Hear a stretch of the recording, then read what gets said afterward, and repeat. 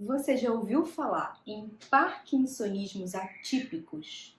Você sabe qual é a diferença entre a doença de Parkinson e os parkinsonismos atípicos? Será que é tudo a mesma coisa? Meu nome é Karina França, eu sou neurologista, especialista em doença de Parkinson e distúrbios do movimento, e é sobre isso que eu vou falar hoje.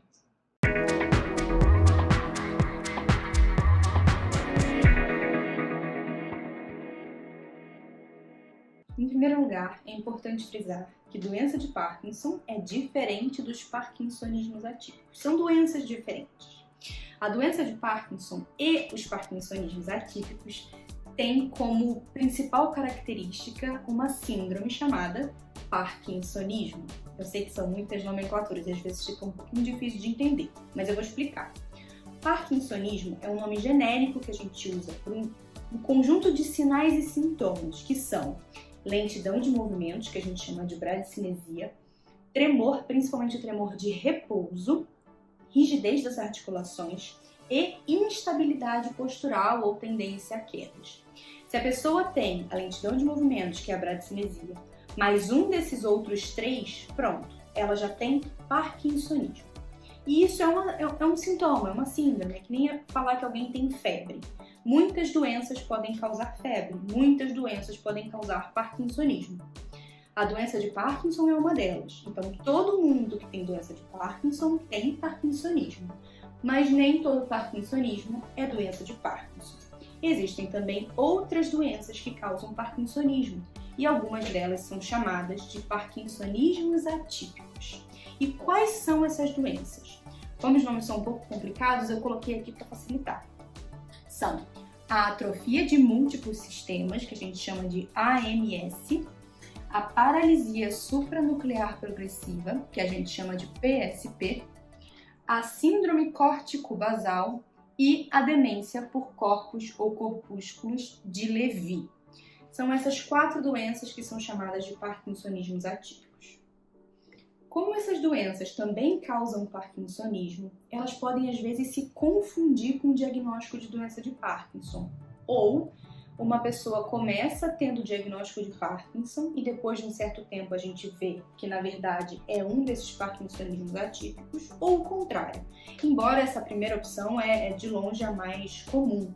Porque muitas das características que diferenciam esses parkinsonismos da doença de Parkinson, elas costumam aparecer depois de alguns anos do início dos sintomas. Então, se um paciente chega bem no início dos sintomas, com 1 ano, 2 anos de sintomas, é muito difícil, às vezes até para o próprio especialista, conseguir diferenciar entre a doença de Parkinson e os outros parkinsonismos atípicos, que dirá para pessoas que não são especialistas.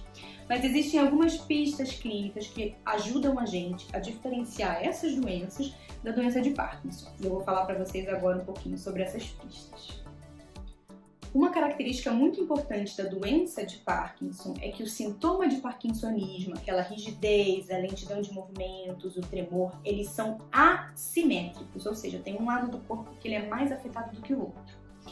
Na atrofia de múltiplos sistemas, na paralisia supranuclear progressiva e na demência por corpos de Lewy, o parkinsonismo costuma ser simétrico. Os dois lados são afetados de forma igual. Já na síndrome córtico-basal, o parkinsonismo ele é assimétrico, assim como na doença de Parkinson. Na atrofia de múltiplos sistemas, além do parkinsonismo costumar ser simétrico, a pessoa ainda vai ter uma resposta não tão boa aos remédios para a doença de Parkinson. Então, a levodopa, ao pramipexol, a rasagiline, enfim.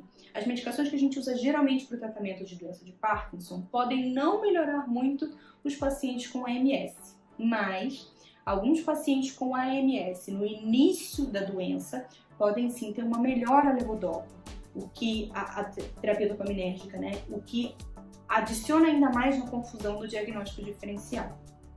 Uma outra característica muito importante da AMS é o que a gente chama de desautonomia.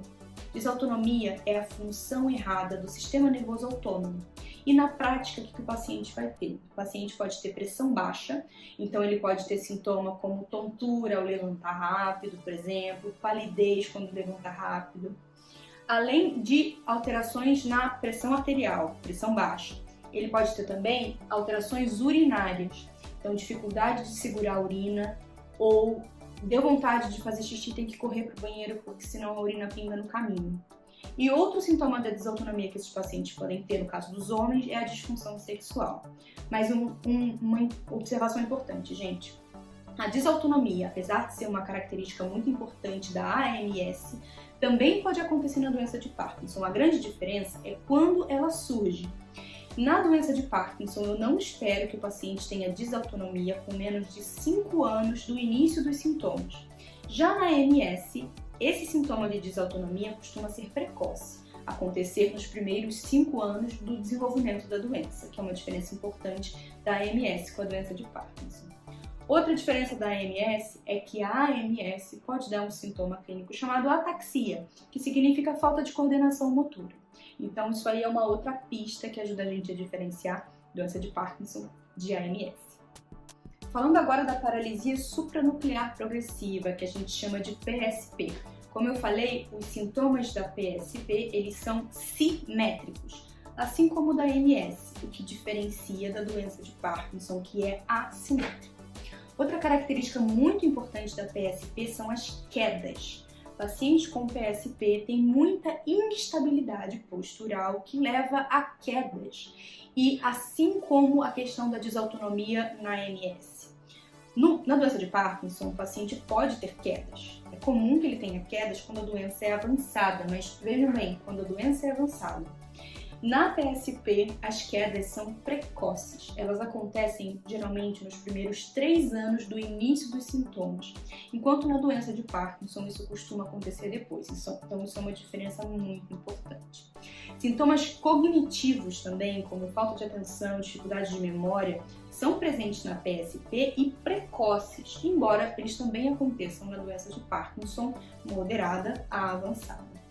Outra característica importante da PSP, que geralmente só o neurologista consegue ver durante o exame neurológico, é a dificuldade em olhar para baixo sem mexer a cabeça. E pode ser no início só uma lentificação desse olhar para baixo, e com o passar do tempo isso acaba sendo um movimento que o paciente não consegue fazer, que é o que a gente chama de paralisia supranuclear do olhar vertical, por isso o nome da doença. A síndrome córtico-basal, diferentemente das primeiras duas, como eu falei, é um parkinsonismo assimétrico.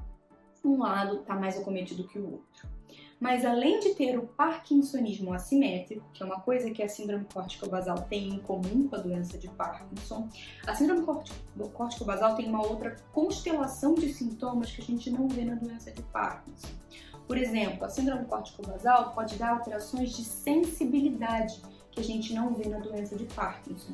Ela também pode causar um fenômeno chamado mão alienígena, em que a mão do paciente, ou a direita ou a esquerda, se mexe sozinha, sem que o paciente queira, e às vezes pode até interferir no que a outra mão está fazendo. Outra característica que pode aparecer na síndrome córtico-basal é o que a gente chama de apraxia. Então, o paciente, como se ele desaprendesse alguns comandos motores, ele desaprende como que ele faz para pentear o cabelo, ele desaprende como ele faz para se vestir, que não é uma coisa que a gente vê de uma forma precoce na doença de Parkinson, embora possa ser tardia.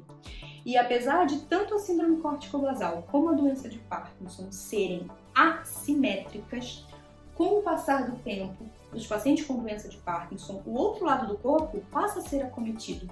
Enquanto na síndrome córtico-basal, ou isso nunca acontece, ou isso é extremamente tardio. Depois de 5 anos do início dos sintomas, o paciente continua tendo parkinsonismo só de um lado do corpo, faz a gente pensar que talvez não seja doença de Parkinson. E por fim, o último parkinsonismo atípico que eu quero falar para vocês hoje é a demência por corpus de Levy, que foi a doença que acometeu o ator Robin Williams.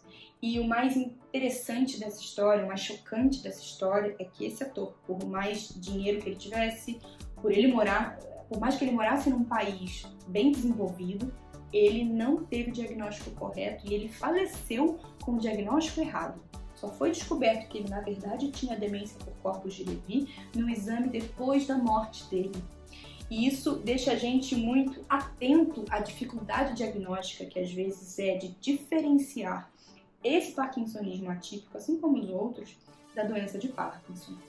Características importantes da demência por corpos de Levy são as alucinações. O paciente com demência por corpos de Levy não só alucina muito, como ele alucina precocemente, às vezes antes do início do parkinsonismo. Diferente do paciente com doença de Parkinson, que pode chegar a ter alucinações depois de 7, 8, 9, 10 anos de doença. Paciente com demência por corpos de Levy alucina precoce e às vezes antes do início do parkinsonismo, antes do início do tremor, da rigidez, da lentidão de movimentos. Isso é importante. Outra característica importante é que as alucinações dos pacientes com demência por corpos de Levy, elas flutuam ao longo do dia. Tem horários do dia, geralmente à noite, que elas são piores. Tem horários do dia, geralmente durante a manhã, durante a tarde, que elas são melhores. E outra característica é que pacientes com demência por corpos de Levy, eles têm uma hipersensibilidade aos neurolépticos. Neuroléptico é o nome de uma classe de remédios que são muito usados, às vezes, para pessoas mais idosas, para acalmar a pessoa, para diminuir as alucinações, até mesmo em pacientes com doenças psiquiátricas. Nos pacientes por demência por corpos de Levy, os neurolépticos pioram as alucinações e deixam o paciente muito agitado, o que é o oposto do que a gente quer quando a gente dá essas medicações. Então, isso é uma outra característica que faz com que a gente pense em demência por corpos de Levy. É importante frisar, gente, de novo, que no início dos sintomas, às vezes no início da evolução da doença, é muito difícil fazer essa diferenciação. Mas um olhar atento, um neurologista ou uma neurologista bem treinados, especialista em doença de Parkinson e distúrbios de movimento, às vezes fazem toda a diferença. E é muito importante a gente diferenciar a doença de Parkinson desses outros parkinsonismos, porque essas outras doenças, elas têm prognósticos completamente diferentes da doença de Parkinson, tratamentos completamente diferentes da doença de Parkinson. Então é importante o quanto antes a gente conseguir diferenciar entre essas doenças. Espero que vocês tenham gostado do conteúdo. Se gostarem, deem um like aqui, se inscrevam no canal e até a próxima!